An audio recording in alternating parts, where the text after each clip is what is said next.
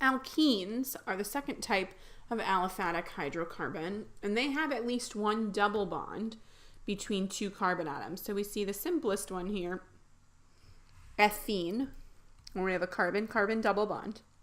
The general formula for an alkene is CnH2n, so twice as many hydrogens as carbon. And the name uses the ending ene. So 2 carbons is ethene, 3 carbons is propene, and these names just come from the same as the alkanes. The parent atom, ethane, once there's a double bond there, is ethene. Propane is a 3-carbon alkane. Once one of those carbon bonds is double, propane becomes propene. Alkynes are the third type of aliphatic hydrocarbon, and they must have at least one carbon-carbon triple bond.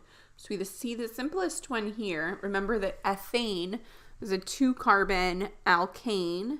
So once that single bond becomes a triple bond, ethane becomes ethyne.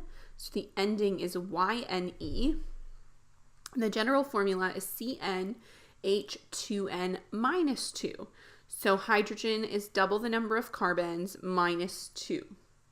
So ethyne would be the simplest alkyne. Ethyne is goes by the common name acetylene. And a 3-carbon alkyne would be propyne. Remember, propane is a 3-carbon alkane.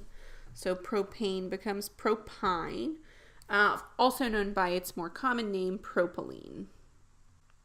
Here are some different models for the different aliphatic hydrocarbons. The ball and stick model shows the connections of carbons and hydrogens, and roughly bond angles as well. The space filling model takes that ball and stick model and fills the space, so you can see the connection of hydrogen to carbon atoms. The structural formula just shows you structurally how each carbon and hydrogen is connected, and then the molecular formula just summarizes the number of carbons and hydrogens in each hydrocarbon. So we see methane, the simplest alkane, ethane, a 2-carbon alkane, and then if I make that single bond a double bond, then I've made an alkene, ethene. So still 2 carbons, which is where that eth comes from, and then ene represents the double bond. Ethene is also known as ethylene. Carbon can also form ringed structures known as cycloalkanes.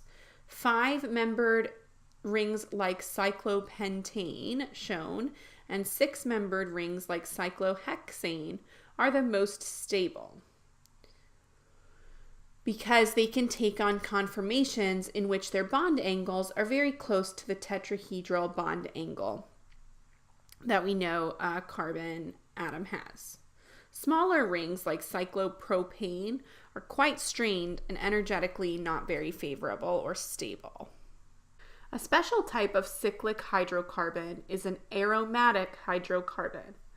An aromatic hydrocarbon has a benzene ring structure and a particular aroma. Benzene has a particular aroma. The double bonds in benzene, we see here how it's every other bond is a double bond. Those double bonds are what we call delocalized, and that delocalization is often shown as this ring structure here, where the pair of electrons in the double bond sort of exists delocalized around the ring structure. So here's the simplest structure, benzene. And if I add a methyl group onto one of the carbons in the ring, this is called toluene or methylbenzene.